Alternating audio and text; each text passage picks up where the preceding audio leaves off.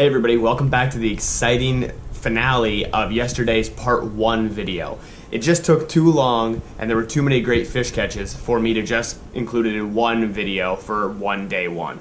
I don't typically like to separate my videos, but it was just a great day. There came some rain later on in this second portion of the day, so there is some off and on filming, but it was just too good to just put into one video. So I really appreciate you guys coming back again. And I hope that everything looks good for you, and let me know if there's anything that I can do better in the comments below. Otherwise, without further ado, let's let the video begin now. Nothing back here. I don't see any beds, I don't see anything. I barely even see any grass. So that leads me to believe that they are not going to be back here in these pockets at all. The fish just haven't pulled back here yet. Oh, as I say that I get, I was gonna say as I say that I pick one up, but, oh, yep, got it. Oh, but it's a pike. That's why. Oh God, no, it's a big bass.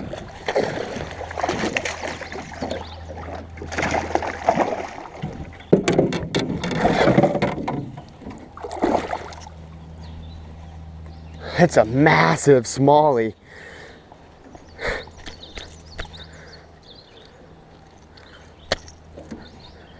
There we go. Well, there we go, guys. It's a 383 smallmouth. I thought that it was a pike because there was another smallie with it chasing, trying to take the bait out of its mouth. So I thought that the pike had come up and it was longer, but it was just a second smallmouth right next to it.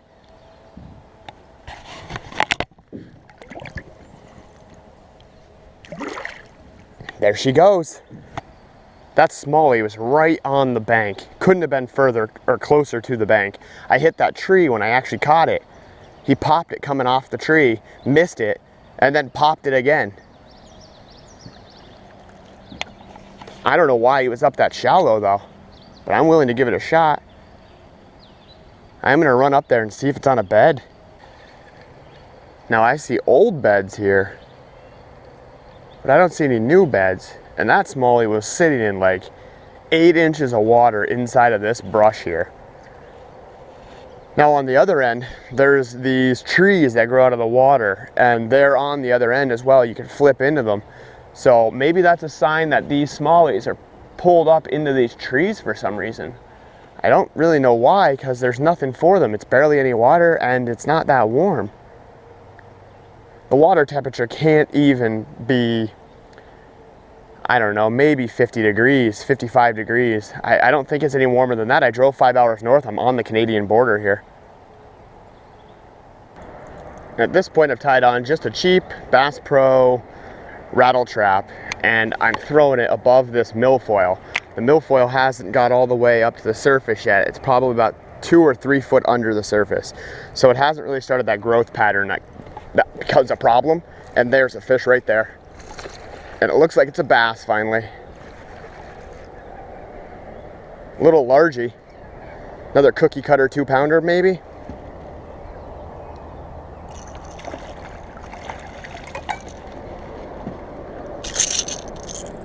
Nah, a little smaller. 1-pounder, 12-incher maybe. Smoked that little rattle trap as I was talking. Now I do know off this point, it's only about 4 or 5 feet. And the reason I know is because I was out here ice fishing, and right about in front of me, directly in front of my rod, I hit a 5.51, I think, or in the ice, or through the ice, I guess I should say, big largie. And I just had a little hit right there, but he dropped it before I could get a hook in him. So let's see how this works out. I'd like to, there's one. Oh, that's a good fish, I think. Oh, no, maybe not. It's got to be a pike. It's just dogging me. It is a pike.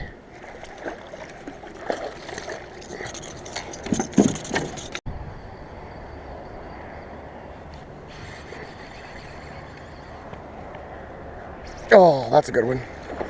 Nice. Largie. Oh, threw it. That's okay. Quick release that way. He wouldn't have helped the bag, I don't think. Now that's weird. They wouldn't take the rattle trap coming across the top of this milfoil, but I think it was just getting too bogged down. I gave them the white chatterbait again and picked it right up first cast. That goes to show you. Oh, he knocked slack in the line. It's a pike, but still. Man, he hit it like a cow.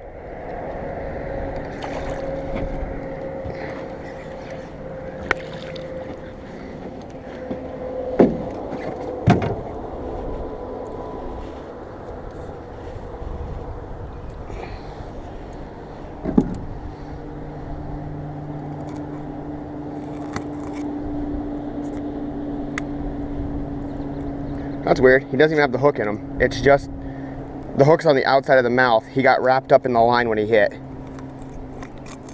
So if I can pull this blade out, I'm just going to get the blade on the outside, cut her off, because he's got a mouthful of teeth all over this bait. So either way, my bait's done. All I need to do is cut this now and I'll be in.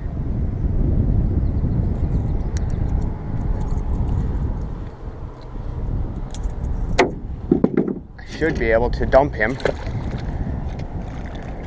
There we go.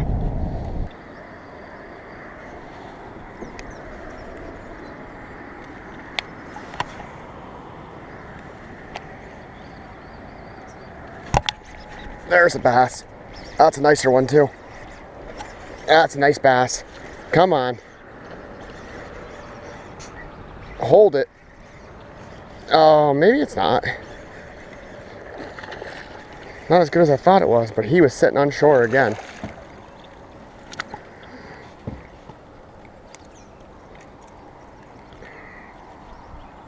Another nice guy, but not as big as I thought it was.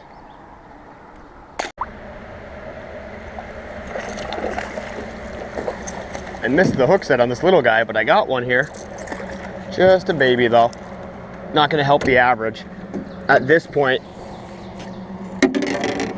I'm pretty confident I have a 3-pound average at least with one 3/8 kicker smallie. So I think I have pretty close to about a 16-pound bag right now.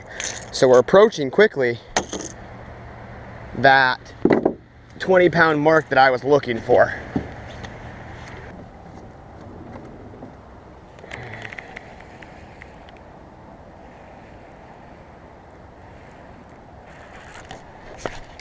Oh, there's one. There's a good one.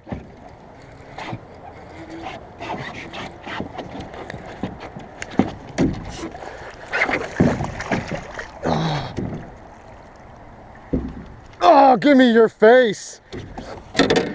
That's a fish.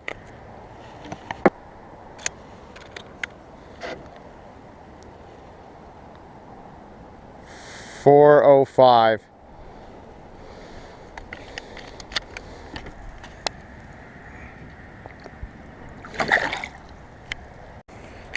So that paid off pretty well. We made a move to the bluff wall to pick up a 4.05. So combined with that smallie, I think I have a 17-pound bag going right now, because I got a couple 3.5s, a 4.05, and a 3/8 So I've got to be pretty close to approaching that 17-pound bag. I'll do the math a little later.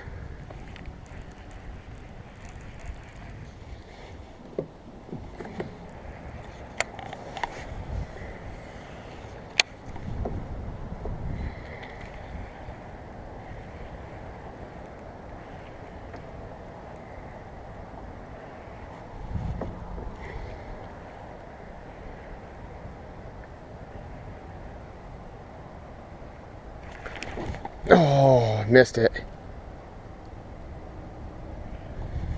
He picked it up and dropped it quick.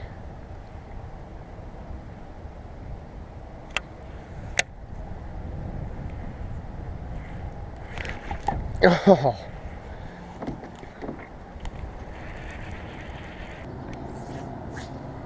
very funny.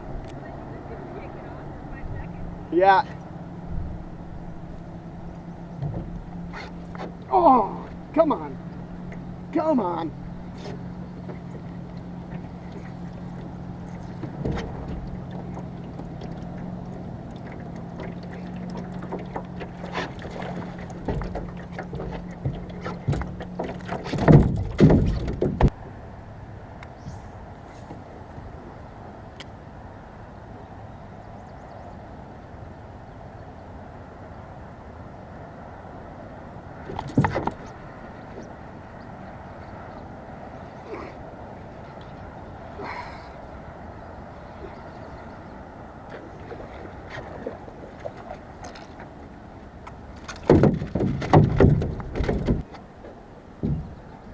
There's a nice little pike.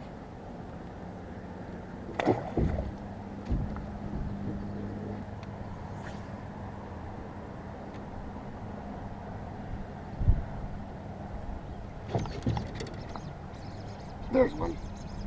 Oh, it's a bass too. Come on. Stay pinned. Oh.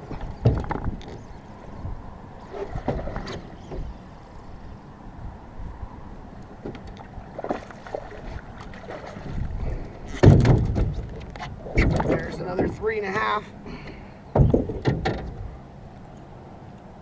Sorry guys. I just had a 4.62 off a camera, unfortunately. I'll throw the picture in here real quick. I don't have anybody in my boat, so I just had to take a selfie with it. I didn't have my GoPro on because it was pouring, so it was just an unfortunate situation, but at least I got the picture and got the weight, so it's all good. So now we've been around this lake a few times, beat the whole shore, give or take, between the two boats, my parents and myself. So after that, I started throwing a jig for a little bit and started picking up some fish. Now I'm coming back down this rock wall that I was on earlier. I think I got it on film. I hit a 405 largie on a green pumpkin jig with a green pumpkin trailer. And now I'm hoping to be able to pick off some leftover bass here before it gets too rainy.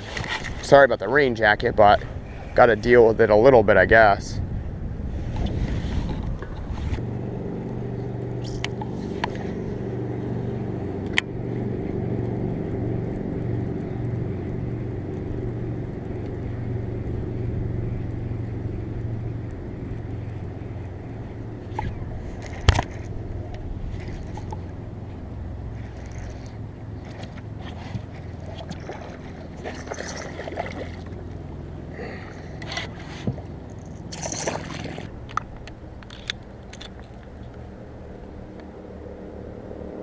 Nope.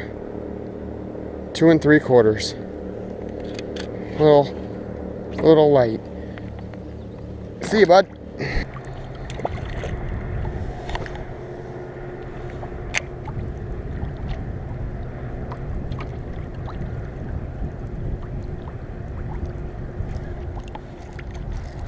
There's one. It's got to be a pike, I'm sure. About to find out if it pops off. Oh, it's a little largie. Missed the hook set on this, guys, but there's one more largie.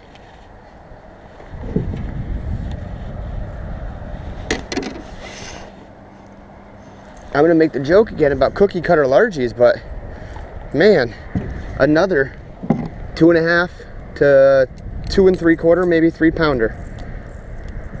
They're all right there in that same range. Bloody tail though, starting to spawn. Just bulking up right before the spawn.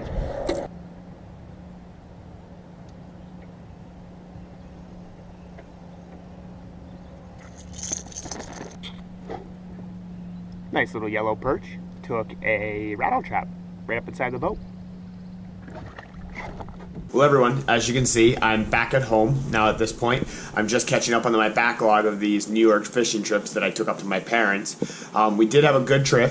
This was the end of day 1 here. Now there were countless pike catches in this in this day that I just didn't put in there. I'm really specifically targeting bass, and unless I get something that's really exciting, I think I showed a few. And I also did get a nice little perch that I threw in there as well, but really other than just specifically the bass, that's really what I would like here.